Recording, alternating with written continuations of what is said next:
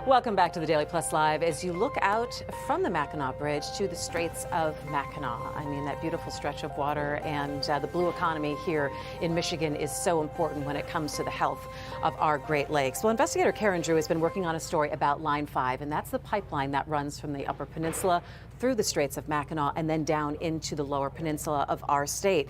And she's talking about what people should know about the pipeline and what they should be concerned about. Take a look. In the heart of the Great Lakes, something moves swiftly, deep underwater near the Mackinac Bridge. You can't see it or hear it, even as it moves south, straight down the middle of the state. Do you think people realize how close it is to our everyday lives? No, I don't think so. Yeah. I think if they don't see it, they don't think about it. Every single day, 22 million gallons of crude oil speeds right through the heart of Michigan, through Line 5, an underground and underwater pipeline, 645 miles long. Some call it a ticking time bomb. What's your response to the folks who say, listen, there's been some 33 leaks since back in the 50s? This pipeline, never supposed to run past some 45 years, has now been in operation for 70 years. Local 4 Investigates will show you the unseen path of this very controversial pipeline. I don't think anyone has any idea there is a 30-inch pipeline right here, right next to that rest stop, all along I-75. Right here in Indian River. The pipeline goes through that neighborhood back there, then underneath this marina. We're talking to folks up north. If something happens? And in Metro Detroit, where some of the oil ends up. It ain't right. Don't know what the words to say, but it ain't right. This story affects everybody. I couldn't find a worse place in the Great Lakes to have an oil spill. When another pipeline owned by the same company spilled more than 1 million gallons of oil in the Kalamazoo River, I did not know about the oil pipeline. this woman was forced to leave her home. Problem was, it wasn't our choice to move. So could another spill happen again? We get an alert. We're showing you how Line 5 is monitored. Hi. Talking to families who live along the pipeline How often do you go inside the pipe? and showing you what could be next. One of the biggest assets we have in this state of Michigan is the fresh water from the Great Lakes. 700 miles of shoreline are at risk if Line 5 ruptures. Yes, they should be concerned.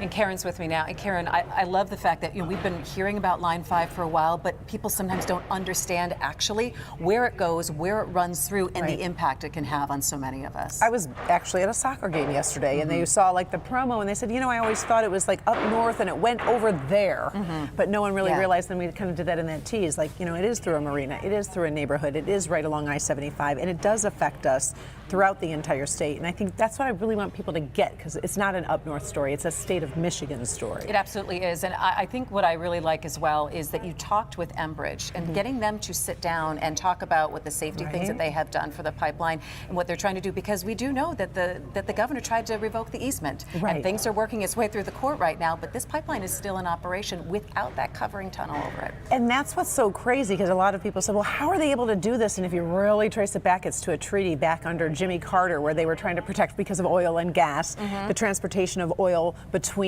countries. So they said, okay, we can allow this to happen. So that's kind of how they're sneaking it in a sense. The state of Michigan, like you mentioned, they're like, wait, this is our state, this is our water, these are our people, we need to protect it. So yes, it is tied up in court. Dana Nestle's very active in trying to, to stop it. Gretchen Whitmer is worried about the protection of that pipeline. So there still is so much to unravel in terms of what is going to be next. But you're right, Enbridge normally doesn't do a sit-down interview. They admitted there's been 33 leaks, since 1968. They also said, well, there was only 5 in the past 20 years. I'm like, is 5 okay? And that is is 5 okay? Because it's not.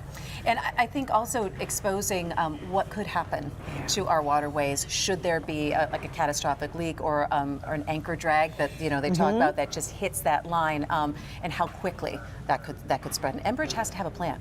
They do have to have a plan. And what's interesting about what's different about this, and I learned this from some of the experts with Mackinac Straits, with the winds, the water can be going towards east to west or west to east. It changes every 3 to 4 days. So let's say there is a spill.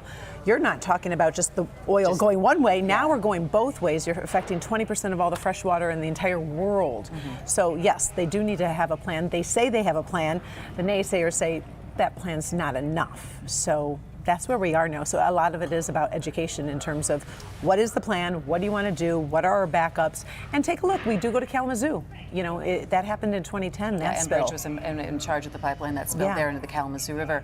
Talk to me about just some of the things that I think that you've learned through this. I mean, this is a long investigation that you guys have done. We did spend months on this, and it was interesting because we were able to go up north and meet the farmer, meet the person who said, hey, I'm fine with it. I want the jobs, I want the propane, we need the oil, you know, don't mess with us.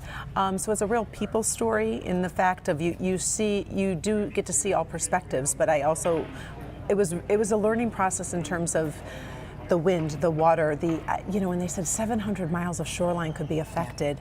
That's like from Detroit to Memphis. Like, I can't, you think about that, like, are you kidding? That's a lot of shoreline, and that's just, I mean, that's our state, that's our water. Yeah, so you are doing a live event, so you're going to be doing some things on the 5:30 news tomorrow, and then at 8 o'clock tomorrow night, streaming like documentary special right here on Local 4 Plus. It is, and we've never done anything like this. We put all of our time and resources. We started in the summer, and it is a half-hour special on Local 4 Plus, and it's dedicated to explaining what it is, explaining why you should care, give you all the information. You can make your own decisions, but you definitely need to know what's going on in terms of this pipeline and the water and the company that is in charge of it. Really excellent stuff. Thanks so much, Karen. Yeah, we'll be watching for sure.